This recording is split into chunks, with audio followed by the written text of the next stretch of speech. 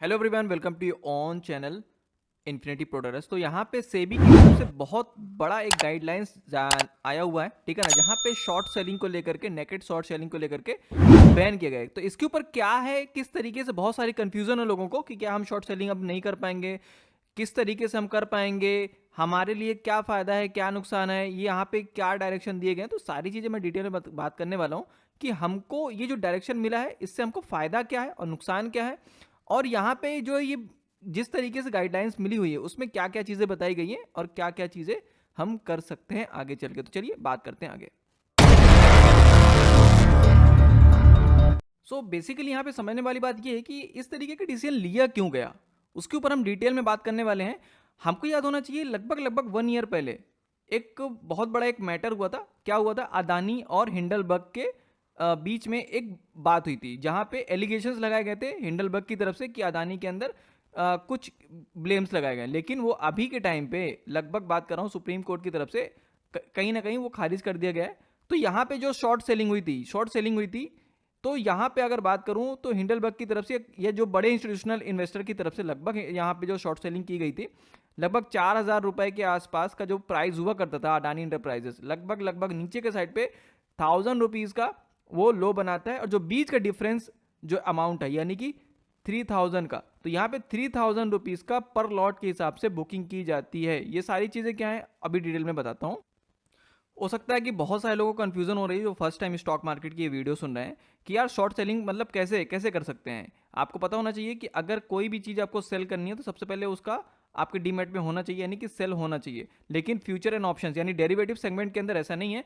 आप चाहें तो पहले से इसको सेल कर सकते हैं और उसके बाद कुछ दिनों के लिए होल्ड कर सकते हैं, और उसके बाद आप जाकर के जब इसको दोबारा उसको एग्जिट करेंगे तो जो डिफरेंट का जो यहाँ पे प्राइस रहता है वो आपका प्रॉफिट रहता है, ठीक है ना, या कि लॉस रहता है अगर आपके अपोजिट में जाता है। तो ये चीज़ें जानना है तो डिस्क्रिप्शन बॉक्स में लिंक दिया हुआ है, ठीक है ना, आप जाकर के पूरी वीडियो देख सकते हैं फ्यूचर एंड ऑप्शंस के और समझ सकते हैं ऑप्शन ट्रेडिंग क्या है चीज़, ठीक है ना। चलिए तो आगे बढ़ते हैं। यहाँ पे इस तरीके से ये फॉर्मूला लगाया गया और प्रॉफिट बुकिंग की गई।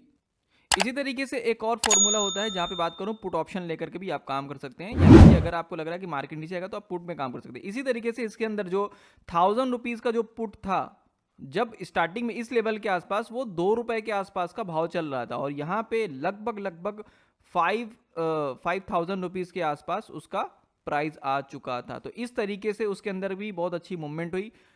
क्या हुआ, कैसे हुआ, और अभी हम बात करने वाले हैं डेफिनेटली कि क्या न्यूज़ के अंदर हमको आगे चल के क्या क्या चीज़ें प्रावधान बताई गई हैं। चलिए तो आगे बढ़ते हैं, वो सारी चीज़ें मैं डिटेल में बात करने वाला हूँ।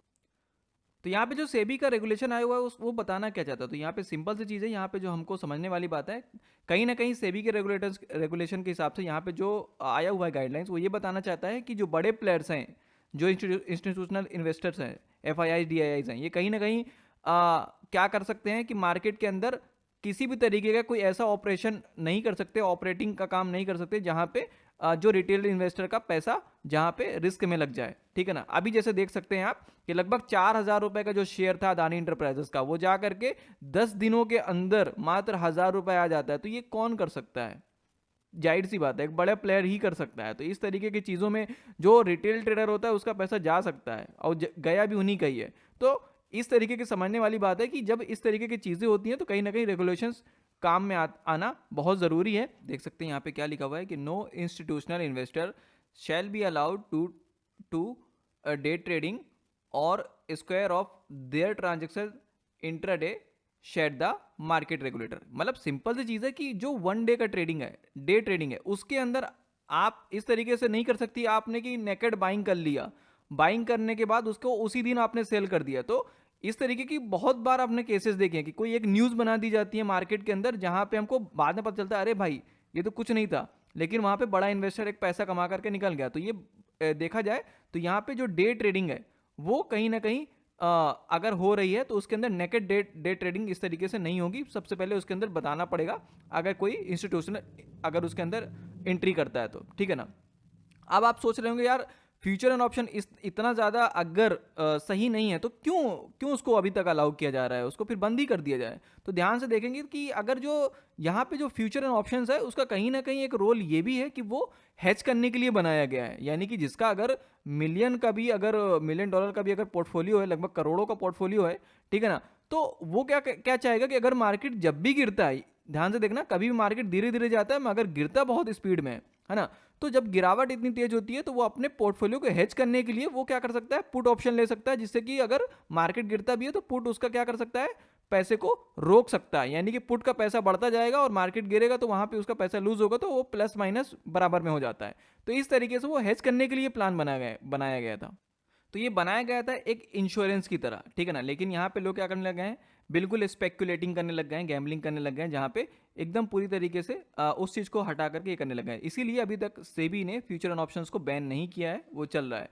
तो यहाँ पे जो मेन यहाँ पे बात आती है, कहीं ना कहीं सेबी का जो यहाँ पे लिखना कहना हुआ है कि SEBI also set all stock that trade in the futures and option segment are eligible for short selling. यानी कि शॉर्ट सेलिंग आप कर सकते हैं, लेकिन नेकेड शॉर्ट सेलिंग नहीं कर सकते। अब ये नेकेड शॉर्ट सेलिंग क्या है, समझने की बात ये है कि ध्यान से देखो, आप अगर एक लॉट बाय करते हो, ठीक है ना, आप बाय करते हो एक लॉट, तो कहीं ना कहीं उसके लिए एक बड़ा पैसा चाहिए होता है, ठीक है ना, ऑप्शन और फ्यूचर के लिए। आप इसको खुला बाइंग नहीं कर सकते, यानी कि उसके साथ साथ कोई स्ट्रेटेजी आपको यूज करनी पड़ेगी। अगर बात करूं, आप उसके लिए कुछ भी बाय कर सकते हैं, जो भी स्ट्रेटेजी आप यूज करना चाहते हैं, यानी नेकेड बाइंग नहीं होनी चाहिए, इसके अंदर यही बताया गया है। तो यहाँ पे यही है कि कॉन्ट्रा पोजीशन आपको क्रिएट करनी पड़ेगी। अगर आपने एग्जांपल के तौर पे अडानी एंटरप्राइजेस का आपने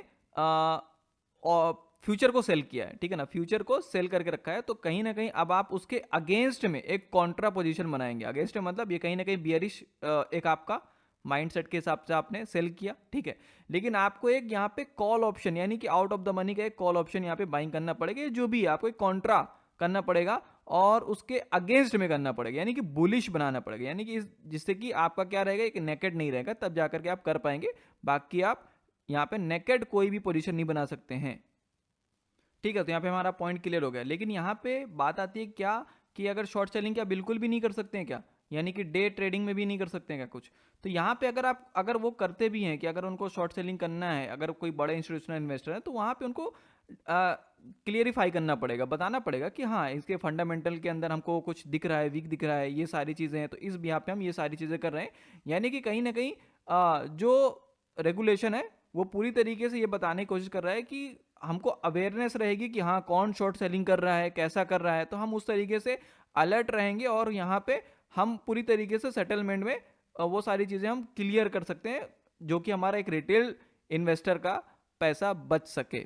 ये इसीलिए हो रहा है क्योंकि अगर कई बार हमने देखा है कि अगर सेम डे के अंदर बहुत बड़ी अगर कई बार शार्प सेलिंग आ जाती है किसी स्टॉक के अंदर, और उसके बाद एक न्यूज़ भी आ जाती है, फिर बाद में पता चलता है कि वो न्यूज़ सही नहीं थी, और उसके बाद जो कि यहाँ पे बहुत बड़ा पैसा कमा करके कोई इंस्टीट्यूशनल इन्वेस्टर ले जाते हैं, और कहीं ना कहीं नुकसान किसी और का नहीं, वो एक रिटेल इन्वेस्टर का ही होता है, क्योंकि वो कहीं ना कहीं वो सेल कर देता है पैनिक में आकर के, और सेल करना ही पड़ेगा क्योंकि वो मार्केट इतना ज़्यादा नीचे आ जाता है, क्योंकि उसके पैसे का लगभग जब इतना ज़्यादा डाउन हो जाएगा कोई चीज़, तो जाहिर सी बात वो तो निकालेगा ही। तो इस तरीके की चीज़ों के लिए ये आया हुआ है।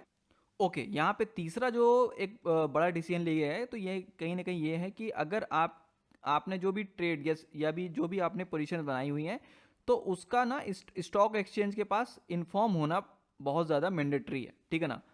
स्टॉक एक्सचेंज के पास इन्फॉर्म होना बहुत मैंडेटरी है। देखो यहाँ पे ना जितनी भी चीज़ें हैं ना, लगभग ये ऑलरेडी थी, पहले से थी, अगर बात करूँ इसकी भी, है ना। तो यहाँ पे दो चीज़ें बहुत नेसेसरी हो गई हैं। सबसे पहला डे ट्रेडिंग वाला, पहला कि डे ट्रेडिंग, दूसरा हमारे लिए वही जो नेकेड शॉर्ट सेलिंग का है कि आप नेकेड शॉर्ट सेलिंग नहीं कर सकते हैं, ठीक है ना, और इसके अंदर आपको इन्फॉर्म करना पड़ेगा।